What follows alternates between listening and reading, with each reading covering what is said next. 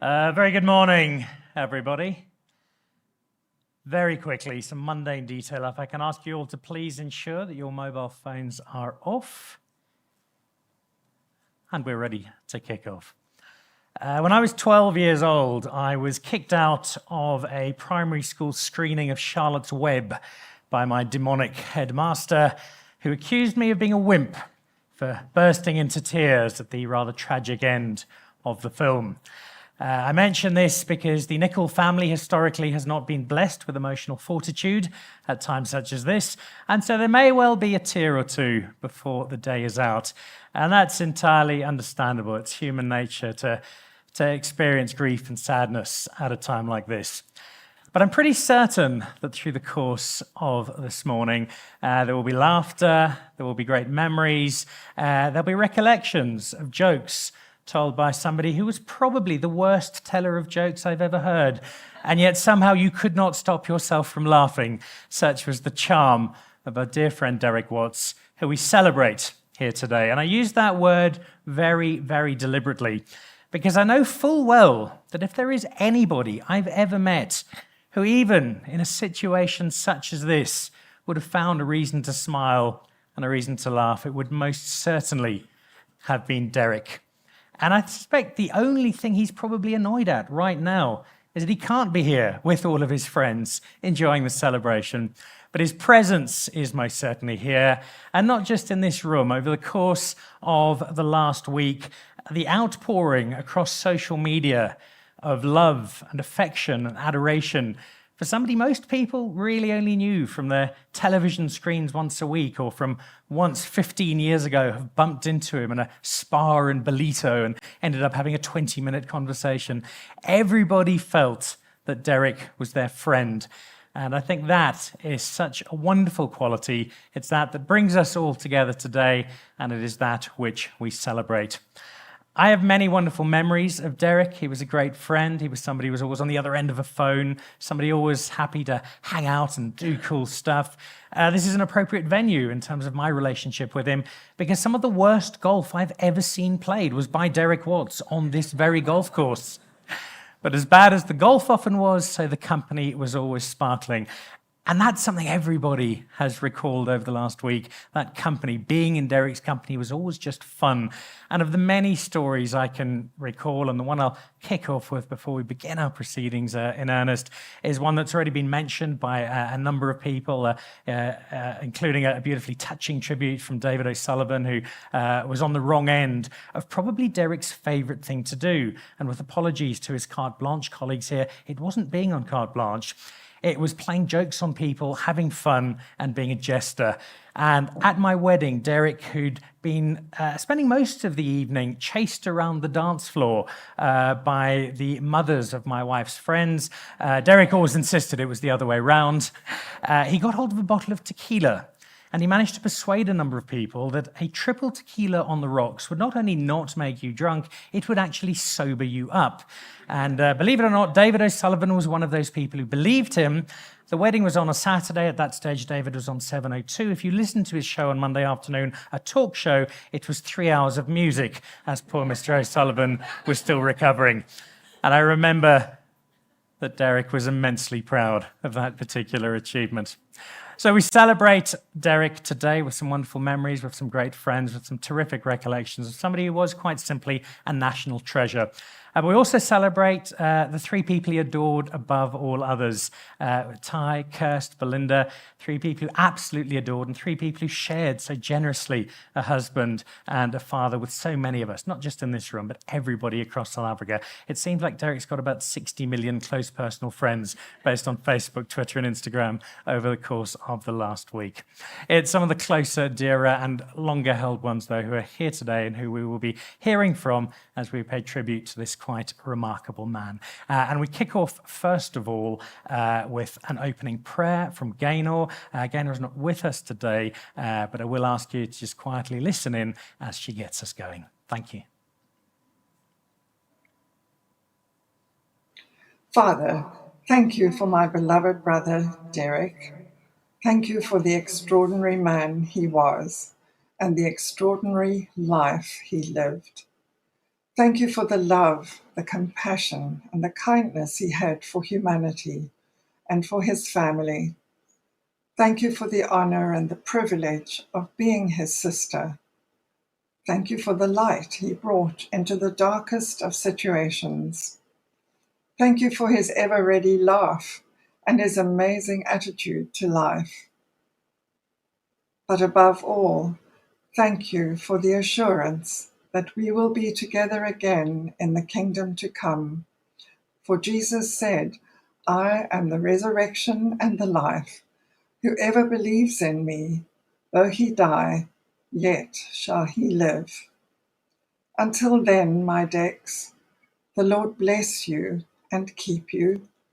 The Lord make his face to shine upon you and give you his peace.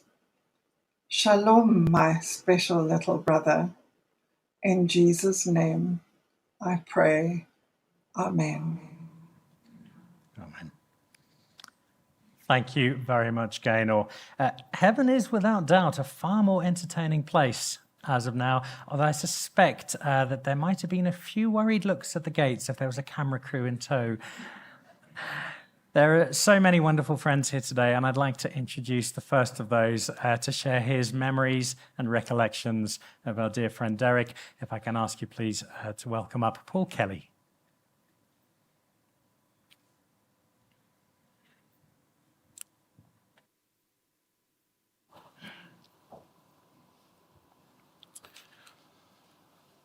Good morning, everybody.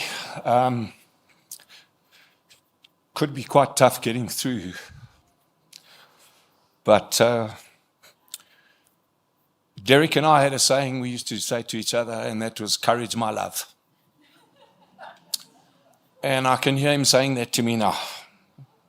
Courage, my love. To all friends, family, Belinda, Derek, Ty, and to everybody that knew Derek, I'm honored and I'm privileged to be able to spend this time with you, to remember Derek's life and his ongoing legacy. All of us are certainly the luckiest people in the room this morning, because all of you and each one of us have been touched so dearly and in so many different ways. And the truth is that if Derek was standing next to me right now, he'd probably have his arm on my shoulder.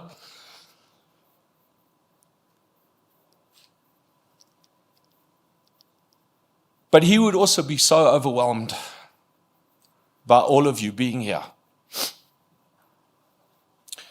And it's a true testament to my friend Derek. And as much as he was always in the limelight, Derek was a gentle soul. And he had time and patience for absolutely everybody. He was a great confidant. He always had the best advice to give. He would listen so intently, but he would look right at you. He would hear you and understand you. He'd always be engaged and offer his opinion, yet whatever that opinion was and whatever you decided to do, he would always support you. We were friends for many years, and I actually used to call him the albatross. We played lots of squash together, and I can tell you that in all the years we played, I never beat him once. And not because he was good. It was because he had a wingspan. Like that. And he would always get to the ball. But the truth is that wingspan was the same with each of us in the way that he would be able to put his arms around us and He gave the best hugs, the best. But his reach with his arms was just phenomenal. Of course, I'd always get my own back on the golf course. Dan mentioned it a little bit earlier, and I think it was because of his arm span. Like, by the time the club came down, his arms had already gone past, so he just couldn't swing. It was the funniest thing to see. So I got my own back when we played golf together. When it came to others, Derek would treat friends and family alike. And if you were a stranger, you felt like a friend. You actually he just drew you in.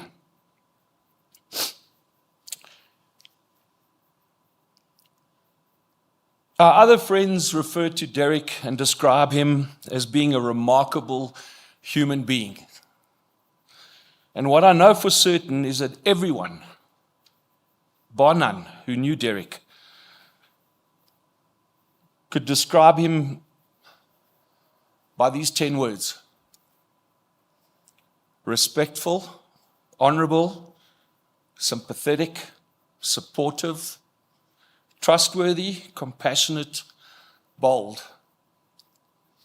dependable, engaging, and least of all, patient. You don't meet somebody like that every day. Derek was beyond thoughtful. He was one of the kindest and most compassionate people that I've met and will ever meet. He always made a special point to say thank you to people, even to the most insignificant person for the most insignificant thing. Derek would say thank you.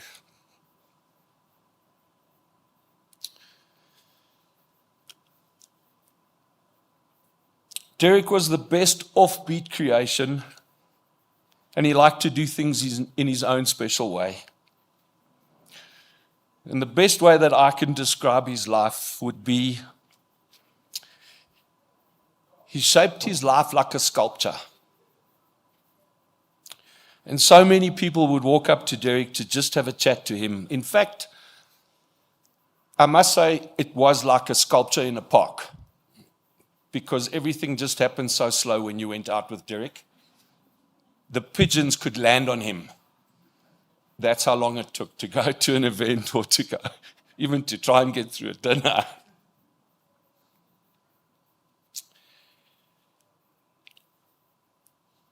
And let's face it,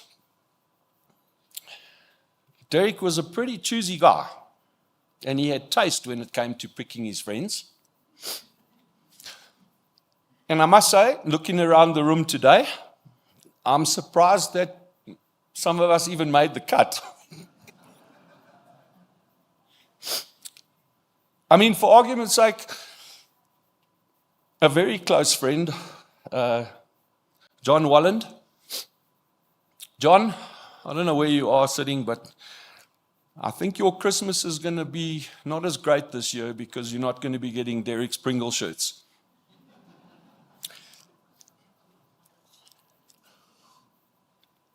Those coffee chats, those times spent together will be cherished forever and for always. And Derek always used to say, do you know, none of us are getting out of here alive. He was right. And there's a saying that many people will walk in and out of your life, but only true friends will leave footprints in your heart. Losing Derek is akin to losing my mentor, a friend, and a family member. He's irreplaceable, and his loss will be felt deeply by all of us. But at the same time,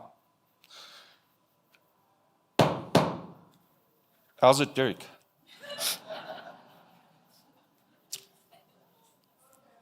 I know that this loss is one that runs deep for many, but I also know that Derek wouldn't want us to sit around mourning his loss. Instead, Derek would want us to all look towards the future and think on what can we all do to make this world a better place. He left this world the same way that he lived, a true legend and a friend.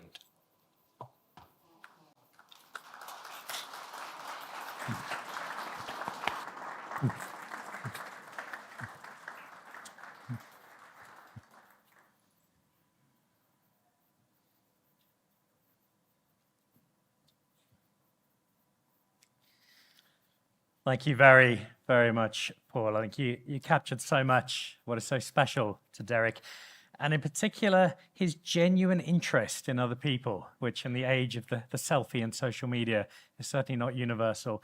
And I think that's what made Derek such a remarkable journalist, but it's what made him an even better person. He was genuinely interested in other people, and you captured that beautifully, Paul. Thank you. So many of South Africans remember Derek through his time with Carte Blanche. And so our next speaker is from the Carte Blanche space, or at least has been in the Carte Blanche space, has also been in the radio space, but I think is about to leave both of those to head off to America for a record deal on the back of his success as Banana in The Masked Singer, where he charmed us all with a musical talent we weren't all aware existed. A very close friend of Derek's, a dear colleague, and somebody for whom there was a great mutual affection and respect. I'd like to ask Bongani, along with Kimon, to join us. Thank you.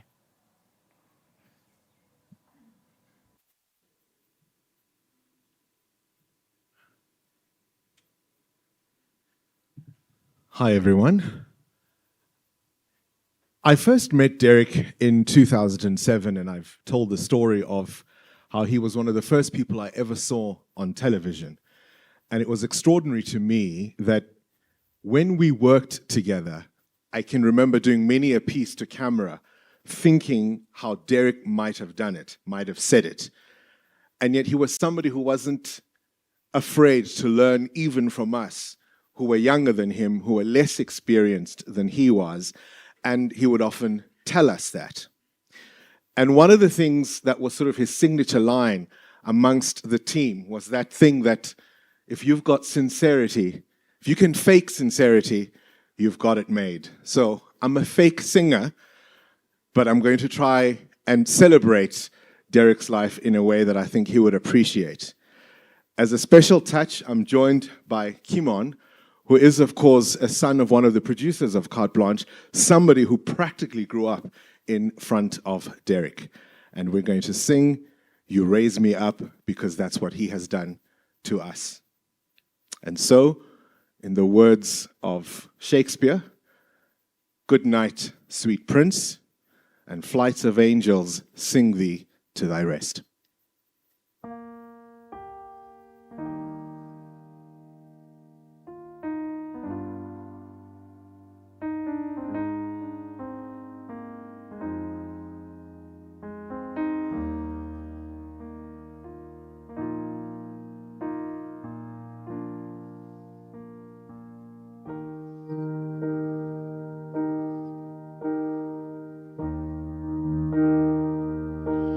When I am down and oh my soul so weary,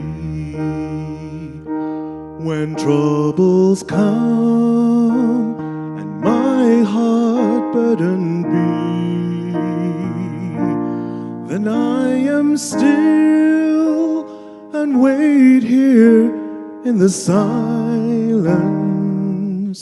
until you come and sit a while with me.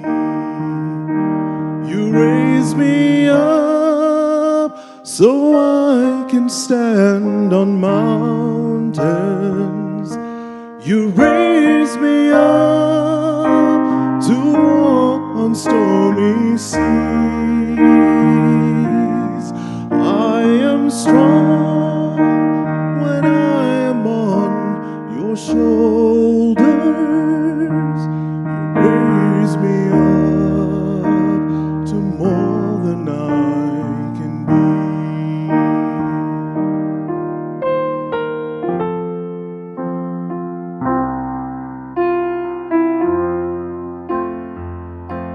You raise me up so I can stand on mountains.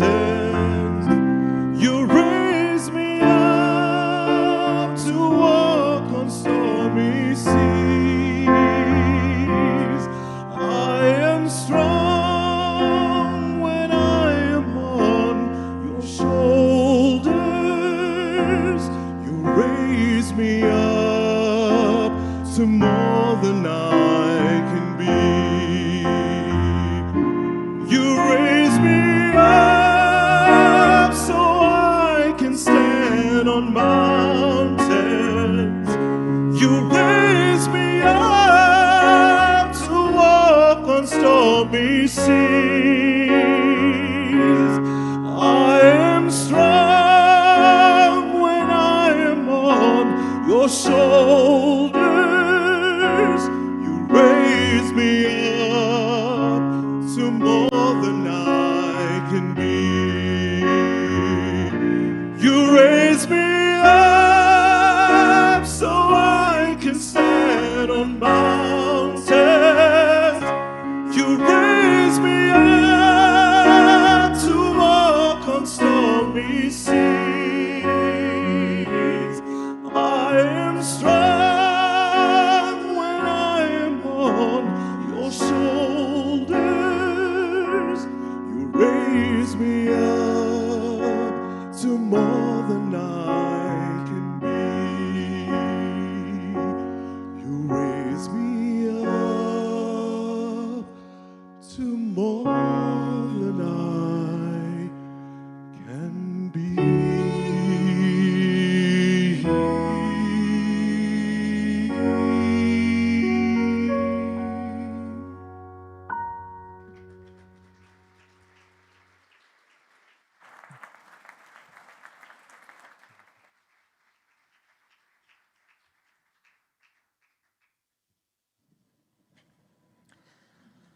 Thank you, Bongani. That was a beautiful, beautiful tribute. And Kim on completing the perfect touch. So thank you both very much. An immense talent amongst everything else Bongani can do. Our next very special guest is somebody I've known for many, many, many years. And one of my first recollections was not of her in person, but of hearing a story being told about her by my good friend Gavin Varicis. Kirsty, as we all know, fought her own battle many years ago. And it was during that time, when she herself was in hospital, when she was asked by Gavin what she would like to do, what would she like to try and put a smile on her face, to try and make her feel a little bit better. And her response was both simple and incredibly unexpected. It was, I'd like to do something for the other kids who aren't as lucky as me. And she'd seen other kids who didn't have family visiting, friends coming to see them. And I remember Gavin was blown away, as was I. And that spoke to both an extraordinary person, but also somebody who has the spirit of two amazing parents flowing through her. And she also has a very naughty sense of humor. I've been a victim of it from time to time over the years. And she's a dear friend, a wonderful, wonderful daughter. And so together with her friend Dominique Gonelli, who is her best friend, I'd like to ask Kirsty to come and join us. Thank you, Kirsty.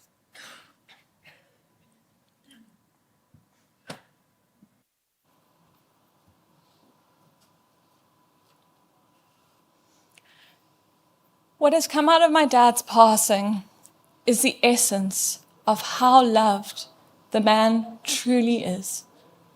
I have always known that he was appreciated and admired by many, but the fact that the nation has been grieving his death alongside our family is an acclamation to the man he truly was.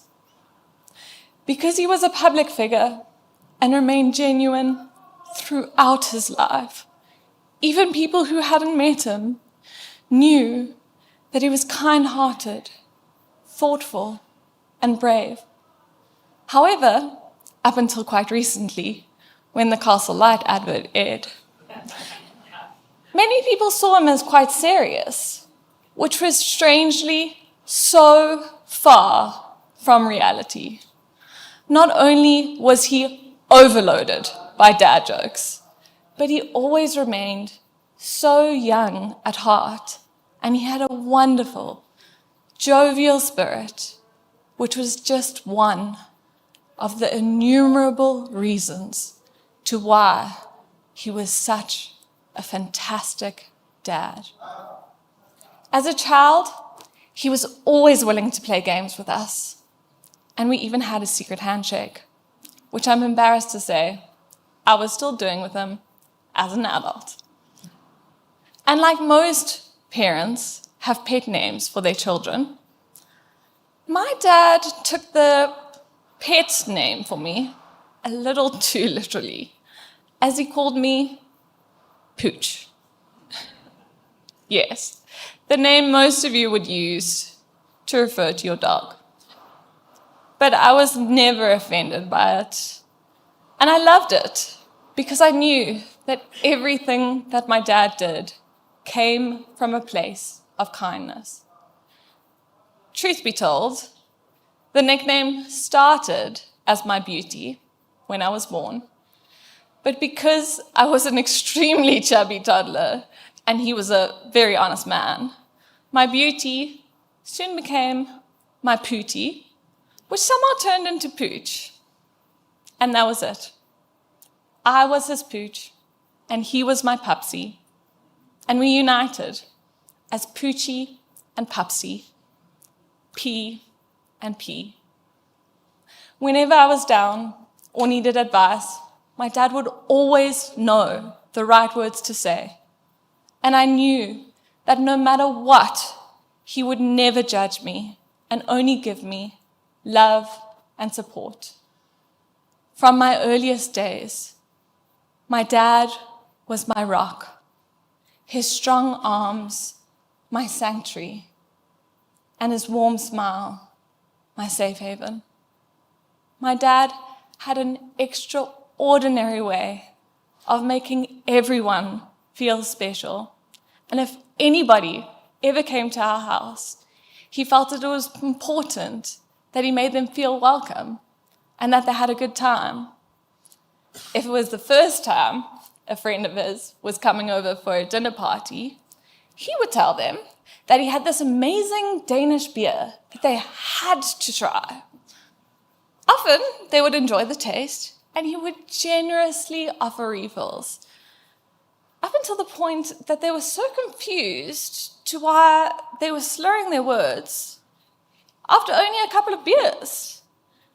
It was only then that my dad would point out the fact that why he loved this beer so much was because it had double the alcohol percentage of any regular beer. Yes, my dad loved getting people slightly tipsy and ensuring they had fun. But he never actually drank much himself, which is just one small and very silly example of his strength of character. He was a man who always did his exercises twice a day, flossed every night, and even when we were on holiday, he would get up at 6 a.m. to go for a swim. Determination was only one of the many profound lessons my dad taught me. He also taught me to be grateful for everything I had. So as much as I am mourning his passing, I'm eternally grateful for the time we had. I truly had the best father in the whole world. Not only was he exceedingly patient, supportive, and loving, but he was also my best friend, the most incredible role model, and greatest source of entertainment. There was no ask that was ever too big for my dad, and if he could have given me, my mum, or my brother the whole world, he would have. Mum and Ty, I know that Dad loved you both immensely, and I know that he would be so proud to how strong and close we have all been and always will be, because of the unity that he created between us. Over this past week, I've witnessed how his legacy lives on with us. Ty,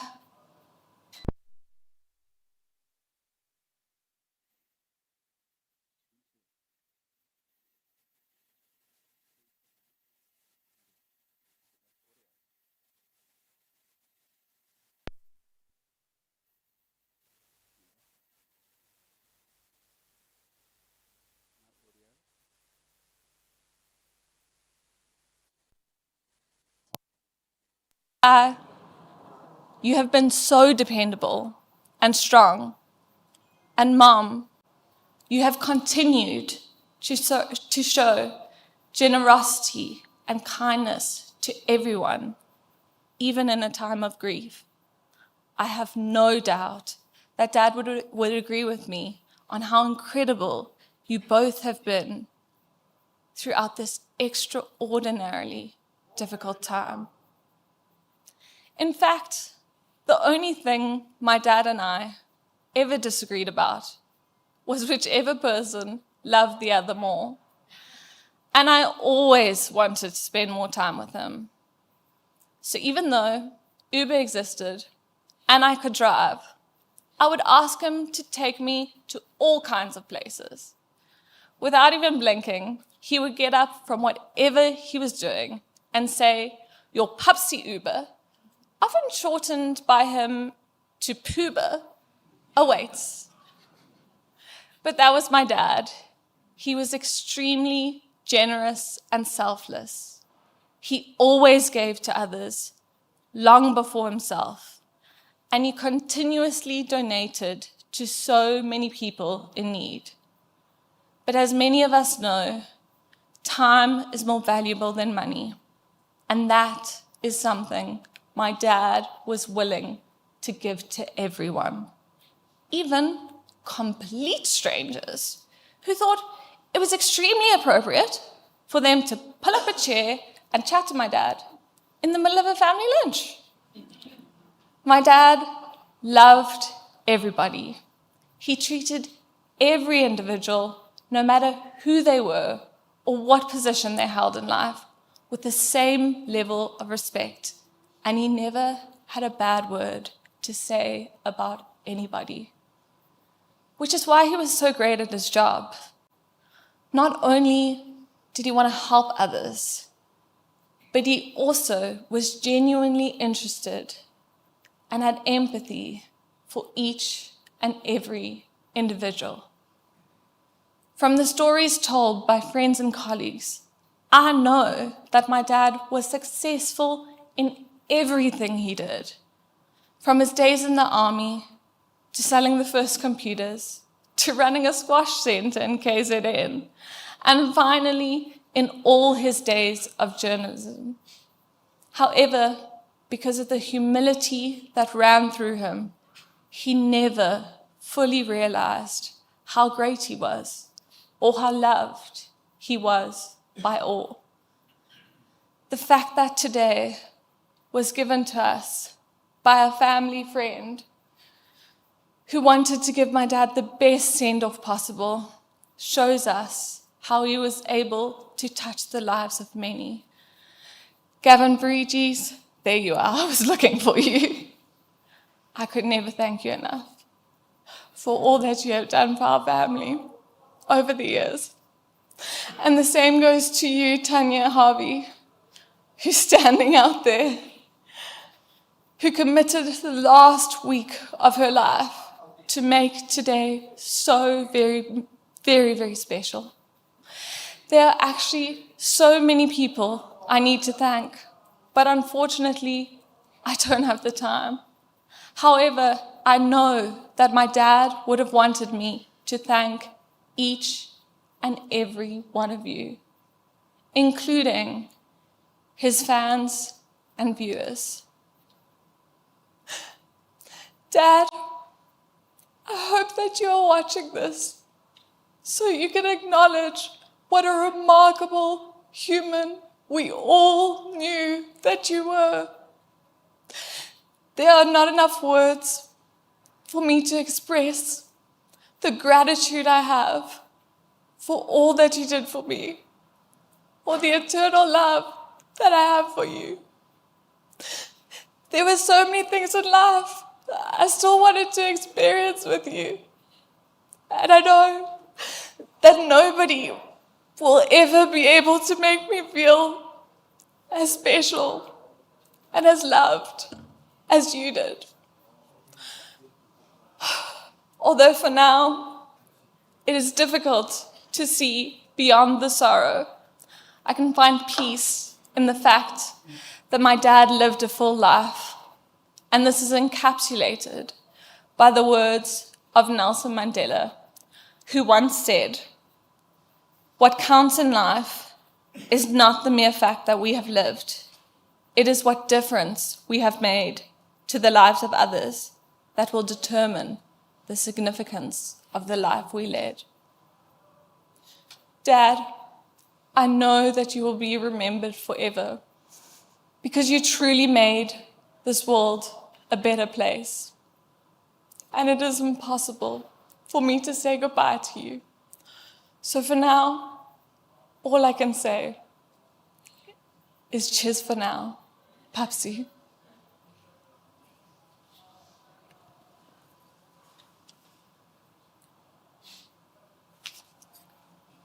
Thank you.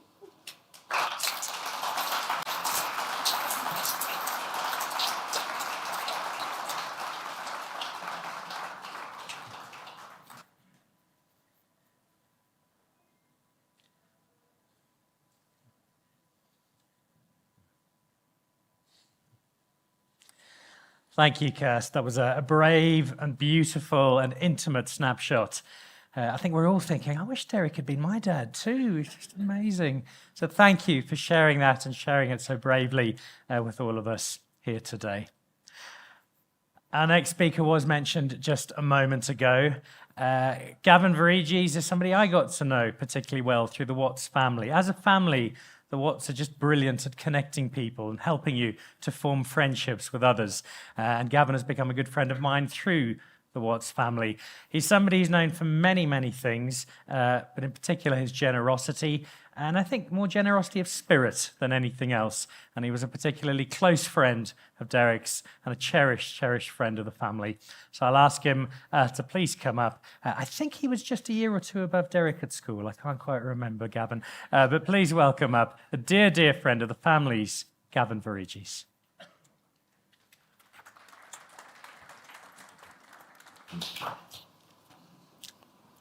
Kirsty, I wish I'd spoken before you. Whew. Morning, everybody. My name is Gavin Varicis, and I'm a very, very... I've got to compose myself here, Kirsty. I'm just a local businessman and a very... Thanks, Ted. Close friend of the Watts family and a very proud trustee of the Kirsty Watts Foundation. It's my great honor and privilege to be able to share a few wonderful stories about Derek's life that not many people may know about. 15 years ago, when I met Kirsty was diagnosed with a malignant brain tumor. And I was sitting with Derek and I said, I need to meet Kirsty. And Kirsty came through. I remember we were across the road at the Fauna's coffee shop. You remember that, Kirsty? And Kirsty came through and I think she weighed 45 kilograms. She didn't have a hair on her body from all the chemo and the radiation and all the treatment. And she had this port dripping blood out of her shoulder. And I remember I was so taken with her, and I just said, Kirsty, what do you want? I just wanted to get her something, and Dan just alluded to it. Kirsty said, I just want to be able to help people who are less fortunate than I am. And from that day, the Kirsty Watts Foundation was founded, and Derek was the backbone of that foundation. And the Kirsty Watts Foundation, it's managed by Belinda and Kirsty, and it really achieved huge success and greatness in helping people, in Kirsty's words, who are less fortunate than herself. I'd like to share some of those amazing successes with you. Completely demolishing and rebuilding the children's psychiatric ward at the Chris Hani Baragwanath Hospital, providing prosthetic limbs for amputees, for kids after amputations. And I'd like to share with you also that the Kirsty Watts Foundation provided more prosthetic limbs than the South African government did over that period. Creating a sensory room for the Mahata School for autism in Soweto. Numerous renovations at hospitals and schools around the country. Running soup kitchens during COVID, which fed thousands of people in need. And of course, who could forget the most joyful Christmas parties? And Derek was always the backbone of that. And people didn't get to know about those amazing things that he did. And as everyone's been saying, Dee had this amazing sense of humor. I remember the one and only auction I ever did was at a Kirsty Watts Golf Day. And Dan emceed it. It was a wonderful golf day. And we had a piece that it was, the piece of memorabilia was framed, but it wasn't shown to the audience. And I had to auction this piece off. And the piece, actually, Derek didn't know about it either, and he started bidding as well for this amazing piece. And we actually sold the piece for 20,000 Rand. It was a one-off. It was the only one in the world. And who would have believed that somebody would have paid 20,000 Rand for Derek Watts' Speedo that he wore in a shark dive that was on TV, and that Kirsty and Belinda had stolen from his cupboard? Well, we certainly are here. Who bought it? There's the wonderful guy who bought the costume and stuck 20,000 Rand into the Kirsty Watts Foundation. Thank you.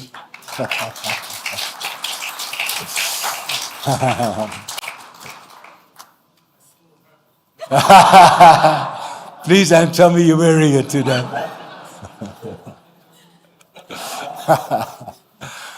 And we really are here to celebrate Derek's wonderful life. And I tell you, in all those, in the 20 years that I knew Derek, I never ever saw him in a bad mood, ever. And even through his severe illness and the virus, which literally crippled him a few months ago, he never once complained and always said, if Kirsty can beat it, so can I. And Derek was one of those guys who really believed in that saying, live every day like it's your last, because one day you're going to be right. And that's how we all should be living it. Many companies, when taking a product or an idea to market, would ask, does it pass the Derek Watts test? Because that was the test of integrity. A standard in which Derek was totally unyielding and absolutely uncompromising. In Derek's career, things that people didn't know, that he test drove hundreds of cars, and Ty, you drove a lot of those cars with Dad. And I'll tell you something, if Derek wasn't a TV anchor, I reckon he would have been the Stig on Top Gear with Jeremy Clarkson. A few weeks back, breweries asked Derek if they wanted him to pull his ad because he wasn't well. And Derek said, are you crazy? When are we going to do the next one?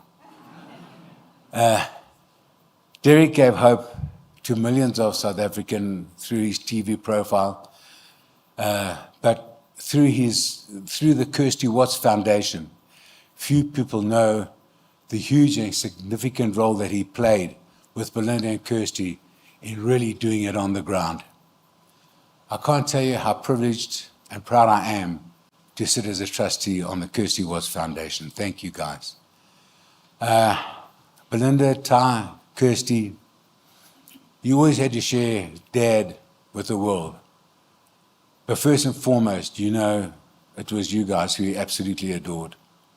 I'd like to share a poem that my good friend and rugby legend Johnny Allen sent to me, which truly encapsulates Derek's wonderful life. And the poem is, God looked around his garden and found an empty place. He then looked down upon the earth and saw your tired face. He put his arms around you and lifted you to rest.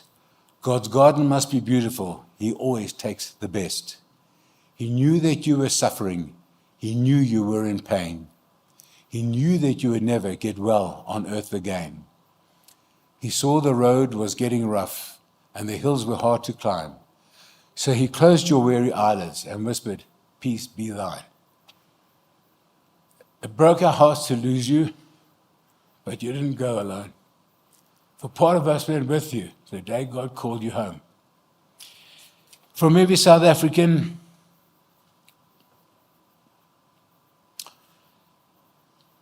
hamba ngokutulo mfuwetu mkulu Derek. Siza sibunani futi. Go in peace, our big brother Derek, until we meet again. Thank you.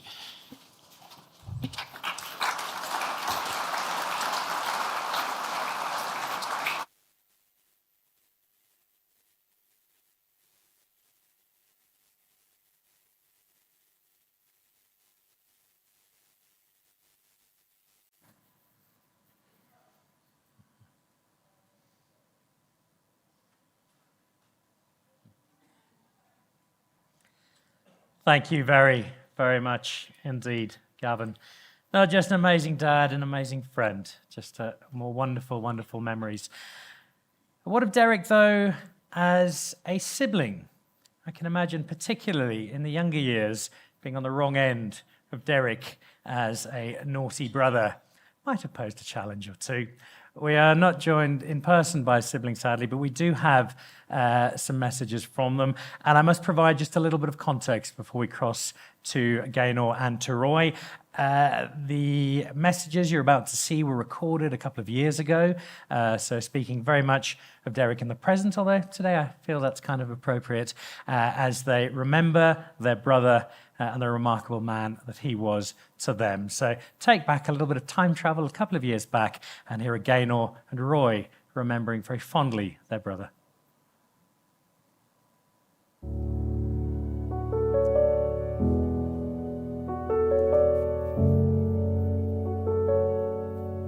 I taught him to do so many things, which he eventually did much better than I did in everything, especially things like squash.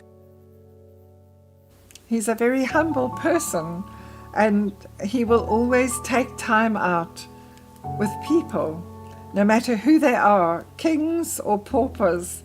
It's the same with Derek, and I think it's that kindness that comes across.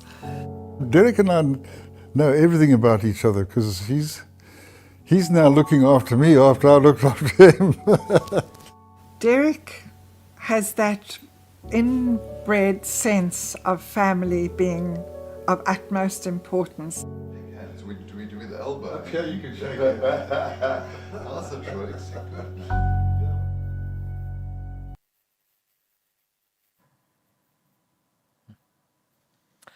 A few thoughts there from Roy and from Gaynor.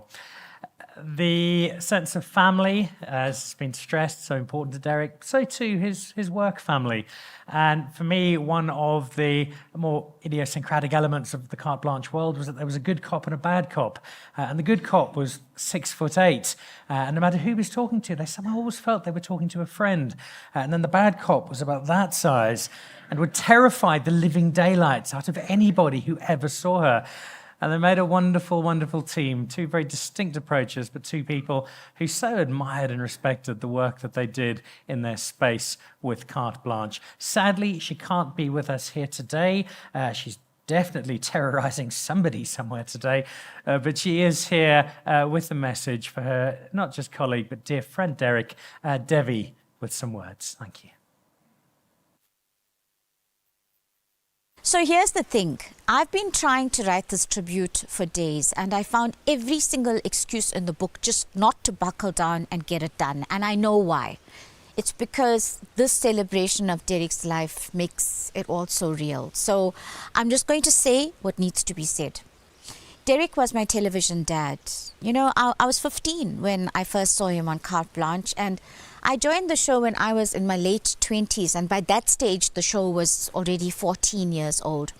I was so starstruck when I met Big D, and it was at an editorial meeting, but he made me feel like an equal right off the bat. So guess what? I behaved like one. For my 18 years at Carte Blanche, as I grew, Big D was always a telephone call away. And it was a privilege that I used very, very often. And when I took that heart-clenching decision to leap off the cliff, he was also there at my final broadcast and on the telephone as I navigated my way through life away from the only television family I knew. He was always so encouraging. To Belinda, Tyron, Kirsty, thank you for sharing Big D with the entire country. Now, I'm not there because the show has to go on, right? So I'm busy chasing crooks, and I'm going to give them hell because legends like Derek, Ruda, Manu Padiachi led the way, because countless producers who crafted what us presenters did in the field, they crafted it into layered, meaningful narratives. And perhaps that's the lesson. Why don't we just say what needs to be said when people are alive? Because that's what really counts. But memories are immortal, Derek, and so is the contribution that you made, not just to my life, but to the country. Thank you very much, Debbie. We do have one more Carte Blanche contribution just a later, but now I'd like to drop back to the family. And as somebody I first met, I was trying to remember this time. I think it was New York. And I think in the spirit of Men of the Watts family, I think you led me astray when we were in New York and did so very comfortably, which pointed out exactly whose genes you had in you. And I remember your parents talking so fondly about you, and they were so excited that I was going to see you. And since then, through your mum and dad, we've developed a friendship. And whenever I caught up with your dad, he was always so excited to tell me what you've been up to, or he'd phone me up to see if we could play some golf together.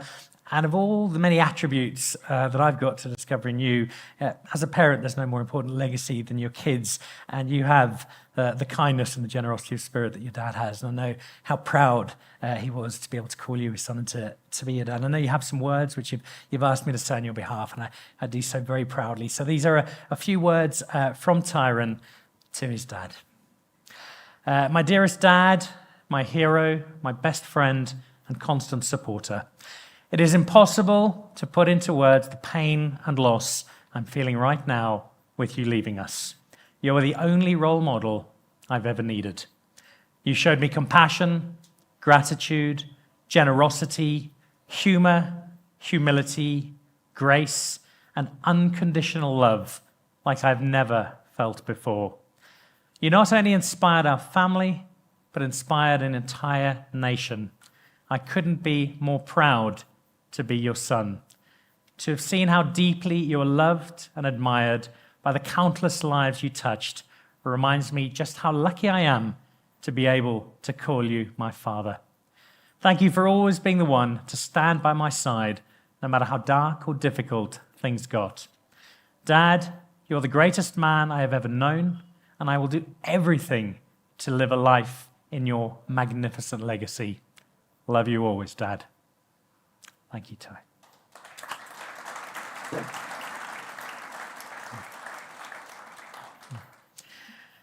I'd now like to welcome up another good friend of Derek's and another musical act with a tough act to beat after Bongani earlier. If I can ask Ross Learmonth to please come and join us up on stage. Thank you, Ross.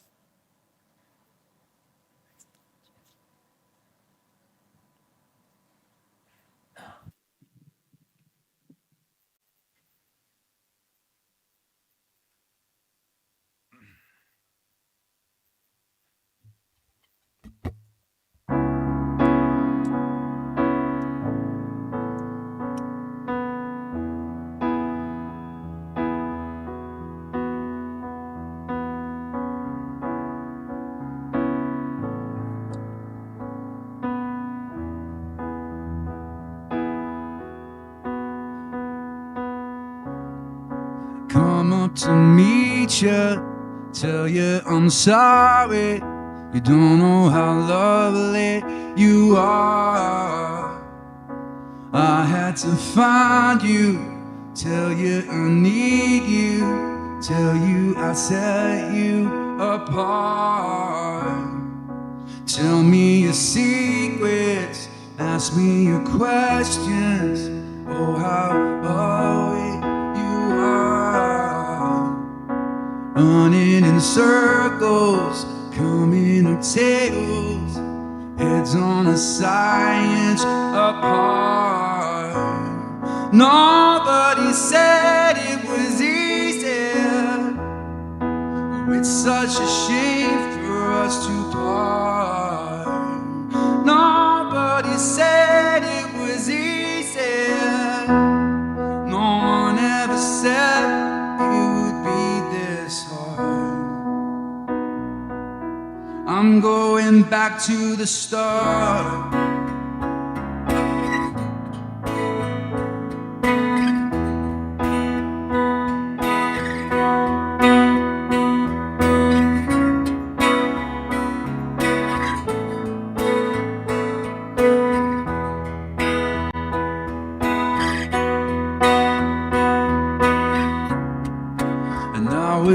Guessing numbers and pictures, pulling the puzzles apart.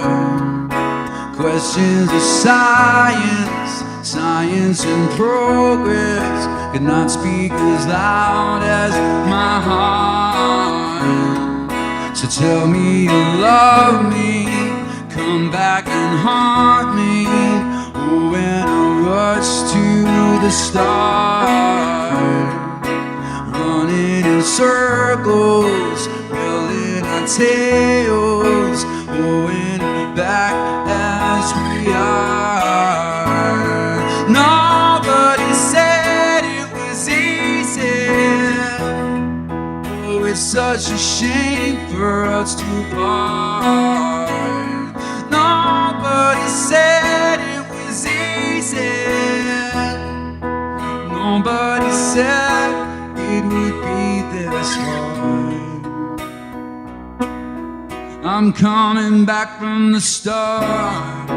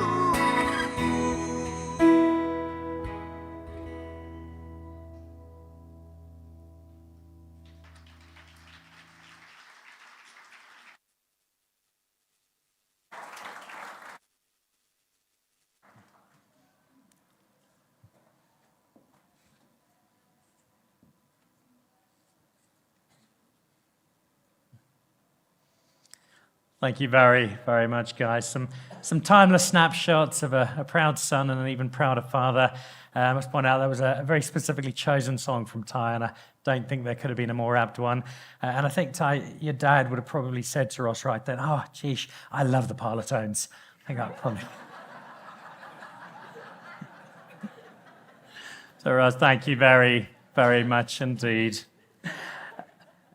On a number of occasions already today, the difference between the Derek that so much of the world thought they knew, the rather steely and slightly fierce character on television, is in such contrast to the person his friends and family knew, who was so full of fun and so full of levity. And somebody who understood that more than most was someone who saw very intimately both sides. Derek, the professional journalist, and he always stressed he was a journalist. He didn't like the term celebrity, much as he was one, but also Derek the friend, and Derek the confidant, and the intimate sidekick, I think, within the Carte Blanche team. So to deliver a tribute to Derek, I'd like to ask John Webb to please come up. Thank you, John.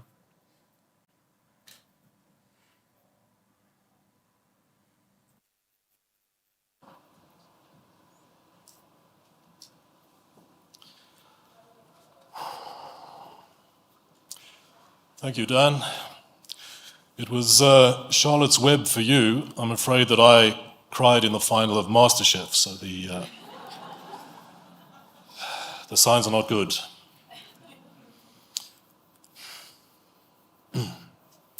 Keep it simple. That's what Derek would be saying to me now. Just keep it simple. It's easy for you to say, Derek. Keeping it simple is a skill many of us find elusive. We tend to be terribly impressed with ourselves and have turned complicating simple things into a fine art. Derek never suffered the same affliction. He kept things simple, authentic, real.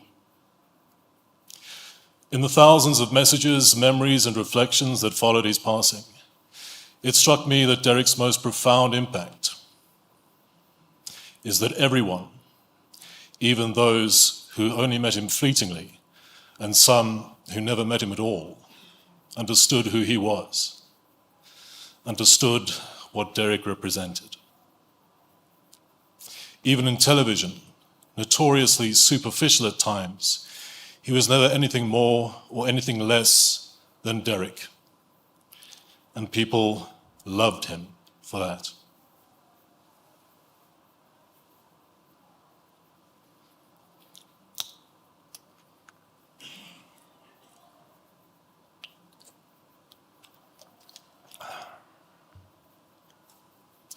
Among his many attributes, Derek was one thing above all else.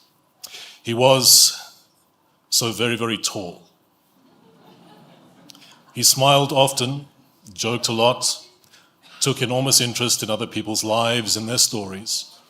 But I think that we can all agree he was always so very, very tall.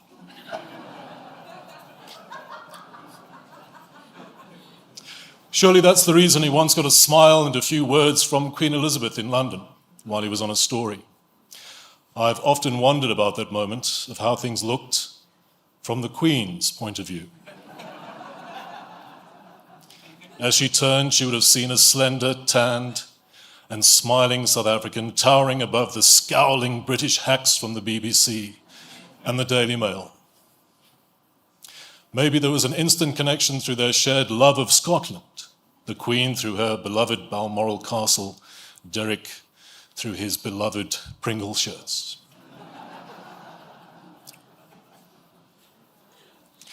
Call it fanciful, but I like to think that she recognized in Derek the attributes that we all found so captivating and worthy of a smile and a brief exchange. Then again, I'm not convinced that Derek even considered that one of these seminal moments in his career. Far more important to him, in between the adventures that took him to Everest, to Russia, the Persian Gulf, and most places in between, were the conversations with what we blithely call the ordinary people. And it was, I'm sure, the same warmth, the same smile, the same authenticity, the same courtesy that gained their trust, that made them feel comfortable saying things to Derek they might not share with anyone else. Yes, Derek was so very, very tall, but he would have to be to fit in all that warmth. And now here we are, paying tribute to him in the past tense, exhausting every conceivable adjective to paint a picture of a man it's surprisingly difficult to describe. Keep it simple, he'd say. Just keep it simple. Simple in this instance is to borrow someone else's words. They're from a poem inscribed on a tombstone not far from where my mother is buried. It's by Claire Harner. Shades of MasterChef kicking in.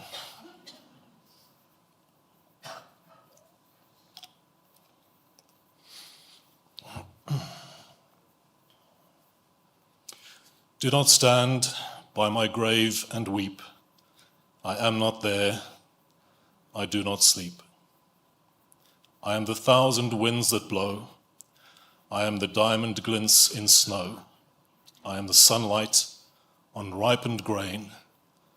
I am the gentle autumn rain. As you awake with morning's hush, I am the swift, uplifting crush of quiet birds in circling flight.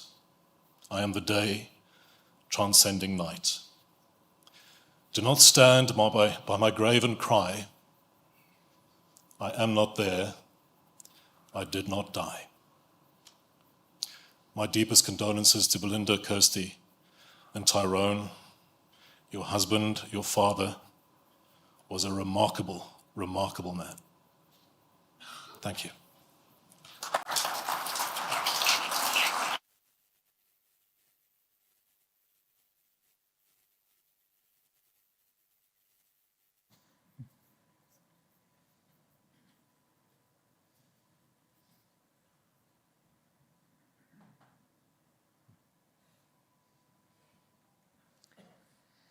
Thank you very, very much indeed, John. Again, summing up Derek so wonderfully. I have some words from a tower of strength who sits amongst us. Somebody who I have been bossed around by on numerous occasions when I've needed to do things for her numerous charitable endeavors. Somebody who has this remarkable ability to cast a spell over people with one phone call without realizing you've suddenly agreed to do all manner of stuff for her incredible foundation, and with a very open and happy heart, because that is exactly who she is. And whether it be the last week or so, or the many, many years beforehand, as somebody whose courage and whose dignity and his inspiration has enveloped all of us, today is almost as much a tribute to you, Belinda, as to Derek. And we know how close the two of you were. We also knew, particularly in my family, and I think this applies to pretty much everybody, that when you got an invitation to the Watts' home, you were A, extremely lucky, B, you were going to have incredible food and drink, probably too much of the latter, and the former not served terribly early because Derek was normally on the braai, and the next morning might be a little fuzzy when you got up to begin the following day. An extraordinary team. And Belinda, you have some words you've asked me to share. Just before we do that, though, just a tribute to you for everything you've done. I know how genuinely adoring of Derek he still is. And it gives me great pleasure to share a few words from Belinda. My darling babe, I cannot eloquently put in words just how much you enriched my life through your unconditional love. You and our beautiful children are my everything. You gave me all the love and the security I always needed, and I will love you till eternity. I dedicate this song to my forever memory of you, because nothing compares to you.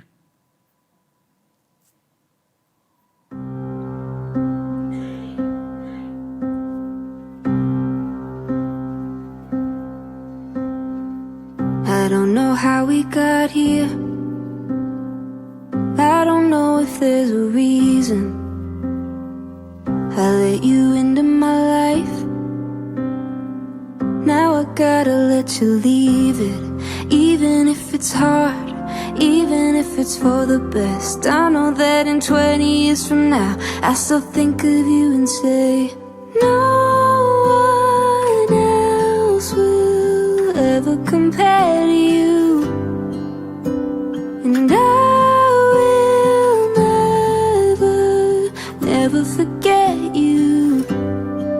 You live on in my head like a 90s cassette. Play it over and over again, because no one else will ever compare.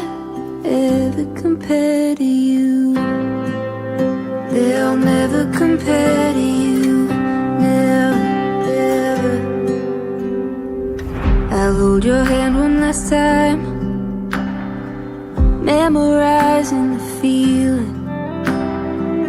You don't have to say a word. We can sit here breathing, even though it's hard, even though it's breaking me. I know that I'm better off because of you, but honey, I'm afraid no one else will ever compare to you. And I will never forget you. You live on in my head like a 90s cassette. Play it over and over again, because no one else will ever compare to you.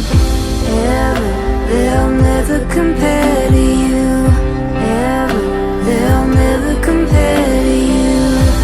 You told me to love, to be myself, and I'm moving on, but I know no one else will ever compare. You live on in my head like a 90s cassette. Play it over and over again, because no one else will ever compare to you. Ever, they'll never compare to you. Ever, they'll never compare to you. Ever, never compare to you. No one else will ever compare to you.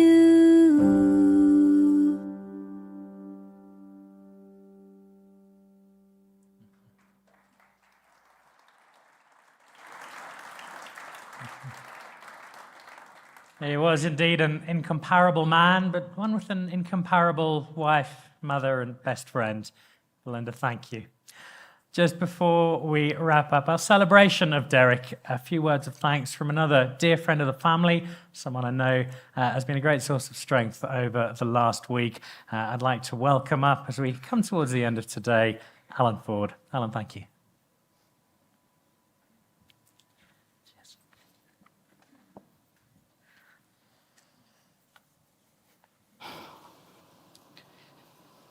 Good afternoon. I am honoured to be asked to give the vote of thanks today. Thank you, Stuart, for always being a source of strength, especially during this difficult time, to Belinda and the family and to your children. It's been hard to see the pain. Thank you. Thank you to Gloria, Mart, and Grant for all your love, and you are very sincerely missed here today. For all of those who travelled so far for the Watts family, like Adrian from London, your kindness and your effort is genuinely appreciated. Thank you to the tributes, the beautiful voices of Ross and Bongani, and for all the beautiful speeches that you gave, gentlemen. A very special thank you to the Bryanston Country Club and the management and staff for hosting Derek's memorial. Derek was always very proud to be a part of the Carte Blanche and Emlet teams. His weekly evenings, where he appeared amongst us all in our homes, hit the hearts of many millions of South Africans. Thank you to the viewers and the team at Carte Blanche for your love and support to Derek over his career, in particular over the past few months. Thank you, Combined Artists, for providing the content today and for the AV equipment that you've compiled in this program. I started my radio career with you, John Webb, and the family would like to thank you. You are the same kind, compassionate man. It's an honor to listen to your speech today. And Norms, you've been extremely kind and patient. Derek was inspired by the Adcock Ingram OTC Sponsors of Brave campaign, encouraging South Africans to do the right thing, the remarkable manner in which Derek embraced his health journey demonstrated to all who witnessed that he was very, very brave. All of Adcock Ingram OTC were honored to work with him. The family would like to thank you for your support. To all involved in the Kirsty Watts Foundation, a very big thank you throughout all the years, and who's ever contributed. Dan, for all your MC work that you've done for that foundation, for what you've done here today. For the gentleman who bought the Speedo. I've got a much bigger pair, it's worth more money, I'll bring it next one. In lieu of the flowers, if you have a few pennies lying around and you'd like to make a phenomenal contribution, please go to the website. It's really easy to do. It's www.kirstywattsfoundation.org, and you can make a contribution in lieu of flowers to that organization. Does some great stuff. Gavin Varicis, your constant support to Derek, Belinda, Tyrone, Kirsten has never gone unnoticed. Thank you for your kindness, your generosity in giving Derek this magnificent send-off. And especially for blessing us with Tanya. Tanya, you've given your time. Thank you so much for what you've done today. You're a mensch. It's a good Yiddish word. And thank you for what you've done for this arrangements and for doing all of this. Gavin, I want to just tell you, your kindness has never gone unnoticed to so many people. And I remember what you did for my friend Joos van der West as our friend, and so many other people. So you are a very good, kind man. And it's an honor to have known you. And like meets like. You mirrored your friend Derek, and he mirrored you. So thank you very much. Derek was a fierce journalist, always hungry for the truth and fearless in his approach. To the media, I see so many of our colleagues, David O'Sullivan, Mandy, Jackie, so many of you amongst us here today. You are his colleagues. Thank you for the coverage and the tributes, radio stations, television stations, across the board that you have done. He was very proud to be a part of your fraternity, to be a part of this fraternity. To the millions of South Africans who have prayed for Derek in his illness and sent so many messages and tributes, thank you so much. Finally, it goes without saying that Derek would want me to thank and recognize the extent, love, and appreciation he had for his beloved, magnificent wife, Belinda, his children, Tyrone and Kirsty, for whom he was extremely proud. You were his purpose in life. You were his joy in the good times and his strength in the bad. May you be blessed with the love and the strength to go forward, honoring Derek's legacy. Today, I thank you for your time. And Derek, may your dear, dear, beautiful, brave soul rest in peace.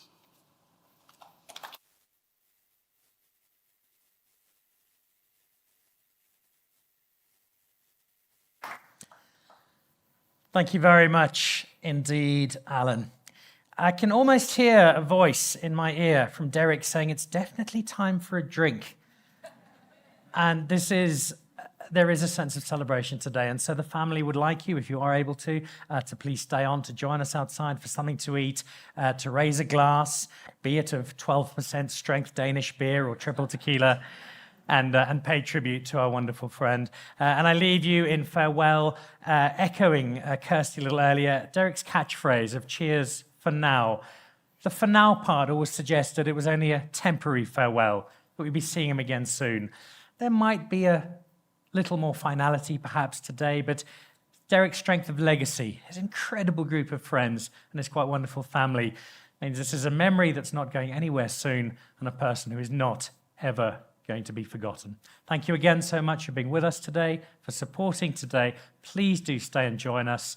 Enjoy a drink, and thank you for being part of today. Goodbye.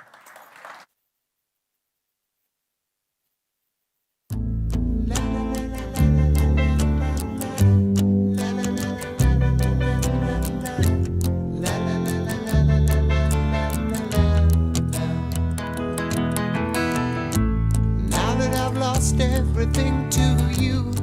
You say you wanna start something new, and it's breaking my heart you're leaving. Maybe I'm grieving, that if you wanna leave, take good care. Hope you have a lot of nice things to wear, but then a lot of nice things turn bad out there. Oh baby, baby, it's a wild world. It's hard to get by just upon a smile. Oh baby, baby, it's a wild world. I'll always remember you like a child girl. You know I've seen a lot of what the world can do, and it's breaking my heart in two, because I never want to see you sad, girl. Don't be a bad girl, but if you want to leave, take good care. Hope you make a lot of nice friends out there, but just remember there's a lot of bad, and beware. Beware. Oh baby, baby, it's a wild world. It's hard to get by just upon a smile. Oh baby, baby, it's a wild world. And I'll always remember you like a child girl.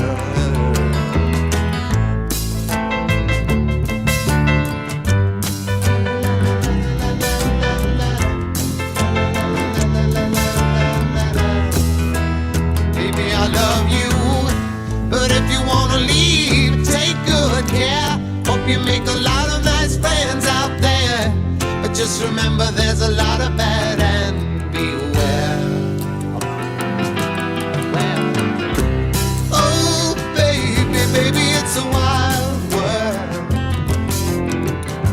It's hard to get by just upon a smile. Oh baby, baby, it's a wild world. I'll always remember you like a child girl. Oh baby, baby, it's a wild world, and it's hard to get by just upon a smile. Oh baby, baby, it's a wild world, and I'll always remember you like a child girl.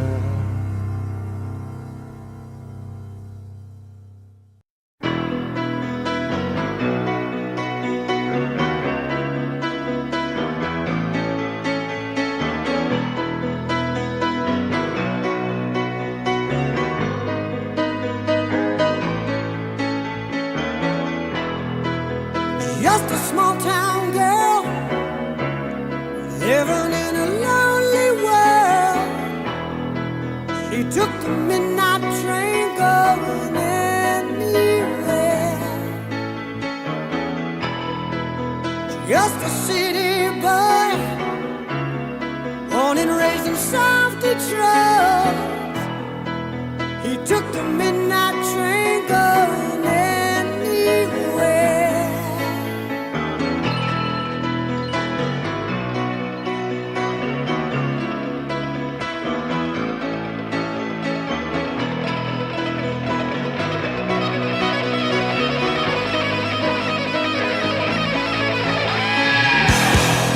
A singer in a smoky room, a smell of wine and cheap perfume.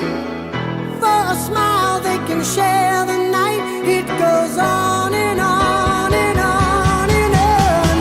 Strangers waiting up and down the boulevard. Their shadows searching in the night. Streetlights, people living just to find emotion.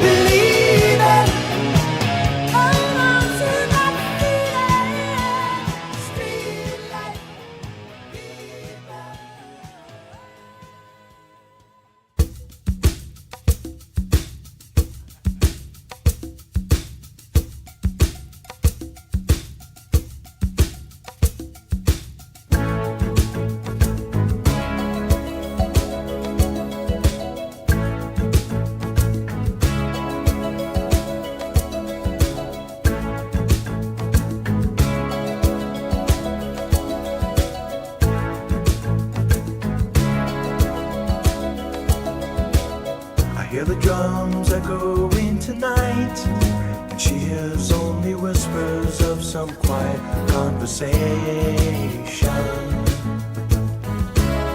She's coming in 12:30 flight. The moonlit wings reflect the stars that guide me towards salvation. I stopped an old man along the way, hoping to find some old forgotten words or ancient melodies. He turned to me as if to say, hurry boy, it's waiting there for you. Gonna take a lot to drag me away from you. There's nothing that 100 men or more could ever do. I bless the rains down in Africa. Gonna take some time to do the things we never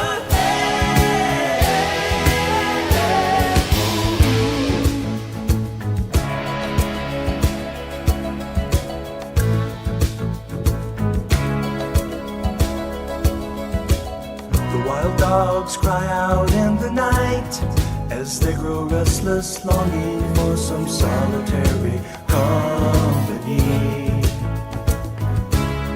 I know that I must do what's right, sure as Kilimanjaro rises like Olympus above the Serengeti. I seek to cure what's deep inside, frightened of this thing that I've become.